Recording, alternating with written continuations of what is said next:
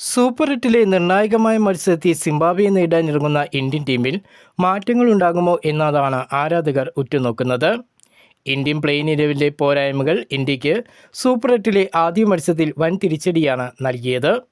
Group ഘട്ടത്തിലെ എല്ലാ മത്സരത്തിലും ഇന്ത്യ ജയിച്ചുവെങ്കിലും ഇന്ത്യൻ പ്ലേയിങ് ഇലവനിലെ പോരായ്മകൾ വ്യക്തമായിരുന്നു.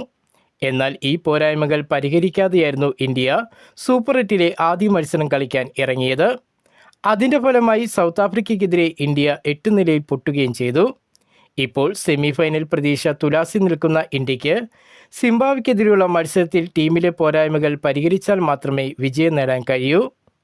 ഇതുവരെ ഒരു മികച്ച ഓപ്പണിംഗ് കൂട്ടുകെട്ട് ബാറ്റിങ്ങിൽ കണ്ടെത്താൻ ഇന്ത്യക്ക് കഴിഞ്ഞിട്ടില്ല. അഭിഷേക് ശർമ്മ, തിലക് വർമ്മ, റിങ്കു സിംഗ് എന്നിവർ ഫോം ഔട്ടിൻ്റെ നിഴലിൽ നിൽക്കുകയാണ്. വീണ്ടും ഈ താരങ്ങളെ പ്ലേയിങ് ഇലവനിൽ ഉൾപ്പെടുത്തിയാണ് ഇന്ത്യ മുന്നോട്ടു പോകുന്നതെങ്കിൽ സമ്മർദ്ദം ഇന്ത്യക്ക് കൂടുകയുള്ളൂ. ഇന്ത്യൻ പ്ലേയിങ് ഇലവനിൽ പൊളിച്ചെഴുത്ത് നടത്തുമെന്നുള്ള സൂചന ഇന്ത്യൻ സഹപരിശീലകനായ റയാൻ ടെൻഷെറ്റ് വ്യക്തമാക്കിയിട്ടുണ്ട്. മലയാളി താരം സഞ്ജു സാംസൺ, അക്സർ പട്ടേൽ തുടങ്ങിയ താരങ്ങളെ പുറത്തിരുത്തിയത് വലിയ വിമർശനത്തിന് ഇടയാക്കിയിട്ടുമുണ്ട്. സിംബാബ്വെക്കെതിരെയുള്ള മത്സരത്തിൽ സഞ്ജു സാംസന് അവസരം കിട്ടാൻ സാധ്യതയുണ്ട്. നിലവിൽ ഒരു മത്സരം മാത്രം കളിക്കാൻ അവസരം കിട്ടിയ സഞ്ജു 4 മത്സരങ്ങൾ കളിച്ചു കഴിഞ്ഞ അഭിഷേക് ശർമ്മയേക്കാൾ കൂടുതൽ റൺസ് നേടിയിട്ടുണ്ട്.